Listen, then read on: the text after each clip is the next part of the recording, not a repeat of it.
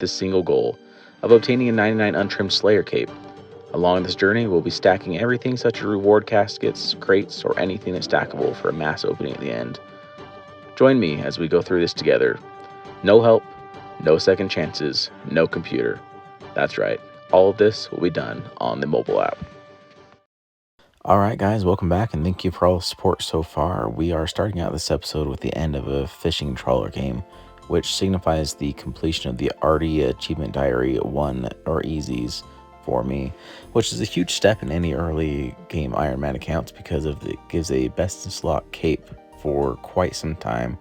Looking at the loot, we did not get anything, so let's go collect our cape. Just a quick run over to 2 Pints. We're here to collect our easy rewards, and you can tell us a bunch of stuff. We're probably not ever going to sell cats because I just can't be bothered to raise that many cats for death runes. I'd rather just make money another way and buy them. But there's our best in slot cape. We're going to use a reward lamp on agility because it's not really worth trying to save in the inventory for Slayer at this point. Just working on a clue step, and there is level 30 fishing. Made our way back to Wintertodd for the combat achievements. There's level 30 fletching. And once this round is over, there we go, 65 fire making. There's level 30 construction. And this game will finish here shortly, any second now. Ah, man, we can't fix it. But there is 10 completions or kill count for Wintertodd, which is the last combat achievement. So I think we'll just train this passively now. There's not any point in staying with low HP anymore because of all the changes. But just to prove it, here's Wintertodd greenlogged in the combat achievements. Alright, well, I just noticed someone was crashing me in my solo game. This is only 20 or 25 minutes into it, so it's not too bad. It's only a little over 7,000 points. But imagine if I was like 4 hours into a solo, because now there's no point cap. So Wintertodd really needs solo instances to prevent this. Alright, I'm deviating from my plan a little bit because I can't stand to do the Varrock rooftop course anymore for agility. So here is the Priest in Peril completed for access to Martania, and we're going to go straight to the rooftop course. Alright, I made a quick pit stop into this shop here because it sells all the meats for the Druidic Ritual quest as well as a shark, which will be needed for one of the Fremdit quests later. We're about to finish the first of 300 or so laps on this course, so let's see how long this takes. And with this lap completed, it is level 45 agility. Alright, I didn't keep track too well of how long this actually took, but we are on lap number 252 for level 50 agility, and we wound up with about 71 marks of grace. Alright, I have 106 marks of grace. I left one in the bank, so let's see how much some of these things cost. I think we'll get the legs. We don't quite have enough for the top, unfortunately. I should have stayed there for a little bit longer. But I think we'll just get the boots, and be a nice addition to some weight-reducing clothing. Alright, I'm only 10 HP. We're going to make sure that our NPC attack options are always long tap for mobile. We're going to go in, this is for the Witch's House quest. And we're just going to try to get this guy in a safe spot in this corner right where I was just standing. To do this, you bring him to you, you keep stepping exactly where he is right now until they wind up in the safe spot corner, and then you just attack. Same thing for phase 2, and then 3 and 4, you just safe spot at the south side of the room. Alright, this first phase is being a little stubborn, but there we go. Finally got him in the corner, and now it's safe spotted. He will not attack you anymore. Same concept for phase 2, and then it's pretty easy from there. Alright, we're outside, handing the ball back into the boy, and there's our first real hit points experience, which takes us to level 24 and level 13 combat. And here is Druidic Ritual completed for access to Herblore.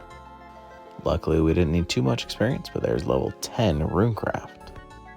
So I've actually been done with this quest client Kren for quite some time, but I didn't want to complete it because I wanted the antique lamps for later. Now that we have Herblore unlocked, we're going to use both of these straight to that, which is a deviation from my normal because I usually would use the on Slayer. However, both these will get us to level 10, which then means we can move on to the dig site quest and eventually go to Fossil Island. Level 70 fire making. Here we are with the dig site completed with some nice experience, which gets us to level 48 mining, 17 arm lore. Got the recorder on a smidge too late, but there is level 50 mining. Here's level 52 agility, which seems like nothing. However, it's where we're going to go next is the wilderness course. Alright, we're at the edge of the wilderness at the enclave, and this is the whole reason I didn't want to get combat at too early, is because I know I needed to go to the wilderness agility course just to complete a single lap, not to make any money. But it is a PKer hotspot all the time since they changed it to have some decent loot. So while we're out there, we're going to knock out a couple other things. We're going to stop by the demonic ruins. We're going to go to the chaos altar, which is another PKer hotspot. We're doing this on a Sunday afternoon, in USA time, so this is not going to be ideal. However, I think I can do it, and then we'll be able to do some combat levels after this. Just regenerate some prayer for the first wilderness achievement diary. Man, I'm really glad this little makeshift tiny fence here keeps that chaos alley away from us, otherwise we would for sure be dead. Alright, I made it to the wilderness agility course, kind of scoped it for a minute and made sure there wasn't any PKers standing by the entrance like they usually do hang out. There's another low level here, kind of looks like a bot based on the name. They're just making money. I'm not worried about them attacking us. Let's hope this is uneventful.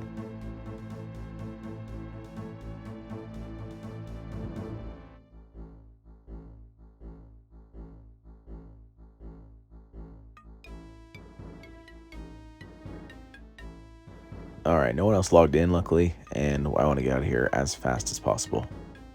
We made it to the Chaos Altar in level 38 Wilderness. Forgot to drain any prayer. However, I did see some high-level PKing accounts, so I'm really hoping they don't have these super low levels, level 51 or below, that's out here, because I'm sure some of those guys could one-shot me at this point. The last adventure on this wilderness outing is going to the King Black Dragon Lair. We're going to spam click our chronicle in case he's by the entrance so that he can't attack me. And then we are out of the wilderness and we can now train some combat. I'm not too worried about combat at this point, so I'm just going to go kind of do some quests and see how far we can get Slayer right now. The first melee experience of the account coming in with the fight arena completed for a ton of experience and attack. Gets us straight to level 29. And gets us up to 17 combat. Any other low levels out there that didn't know this, for the Tree Gnome Village quest, if you go due west from where you meet this guy, in between the two small trees, you might have to take a couple hits, and then go close to the southern one, attack the guy. He will naturally retreat into the corner right here where he is safe spotted, and he will not move, so it's a super easy kill now. Tree Gnome Village quest is completed for some more attack experience. We are now level 35. We're going to use this tree right away. We're going to go to the Grand Exchange, and then we're going to go to the Gnome Stronghold for 2 easy achievement diaries, and then we're going to continue the Grand Tree quest. I genuinely hate steering this ship as part of the Bon Voyage quest. Usually it takes me significantly longer than it should because I keep getting blown off course. But this took me just under 2 minutes. We're now arriving at Fossil Island, so let's go set up our first birdhouses. Alright, I got level 50 mining not too long ago, and I need some ice gloves because I'm going to be spending hundreds of hours at Blast Furnace and some time at Giant's Foundry as well. So we can now have access to the Ice Queen. So let's go get some ice gloves. Okay, I made it in the tunnels. I'm in the Ice Queen's lair. I have 25 hit points, and these Ice Warriors max hit is 6. So as long as I don't let 5 of them hit me for 5 hit points or more by the time I can eat one single piece of food, then I should be able to make it over to the safe spot, or sort of safe spot, over on the west side of the room. Man, all of the monsters that have elemental weaknesses now is such a great update to the game. So normally an 8 max hit with the Fire Strike. I think I was hitting up to 16. So there's the Ice Queen dead for some ice gloves. Alright, just went on a crazy boat ride with some dwarf and have arrived in Keldegrim and now have access to Blast Furnace. Alright, at Blast Furnace, we're going to find a world that has ores in stock. Where I'm low level, I have to pay the foreman every time, or every world I'm in, to be able to use the Blast Furnace. So I want to make sure it's fully in stock. I'm going to go pay him. I'm going to put some money in the coffer. And then I'm going to put some coal and iron ore on the belts, make some steel bars. We're going to put some more iron on there for iron bars. We're going to bank those. We're going to repeat until I either run out of money or I'm bored. Here is Sleeping Giants completed for access to the Giants Foundry. I'm going to stay here. I'm going to use all the bars I just made at the blast furnace. And I'm going to show you how much of a profit this is for just steel and iron bars. And I think we have enough for 6 or 7 swords right now. So let's see how much money we can make. Don't quite have enough iron bars for another sword, but there are 6 swords completed at Giants Foundry, level 45 smithing. And in the bank, we have, let's find my money, we have 84,000 GP, and I started with 29. The grand tree is completed for a bunch of experience and a couple skills, and access to the gnome gliders. So this will get us up to level 22 combat. Don't forget to kill fire giant while you're here for the achievement diary, as well as a combat achievement. Here's Waterfall quest completed for just under 14,000 strength and attack experience, which will take us to level 30 strength and 44 attack, as well as 32 combat. I was in my bank trying to find some armor for a Slayer task and realized I never claimed my Hardcore Ironman armor, so there we go, and we'll wear this for probably not too long. The first Slayer task of many on the account is now completed. Turning in the bones for Rag and Bone Man Part 1, the plan for Part 2 is to just get them through Slayer or as I'm passing by a monster. Hopefully by the time I'm at the end of the count, I will have all of them. Just on our 3rd birdhouse trip ever with level 20 hunter as well as 27 crafting. Just getting our first range experience on the account after this quest is completed, and we'll only have one level 1 now, which is defense. So let's go into the city and get a bullseye lantern. So I'm at Watson's house in Hosidius. I have some clues in my inventory. The elite clue requires me to kill some barbarians for a while, which I don't want to do with this level of the account. The medium clue requires a blue d'hide body, which is a long ways away. So we're going to turn these in. I've already turned a hard clue in. And after this, we will have our first master clue of the account. So it's a pretty exciting thing to think that we're already going to have one of these in the bank.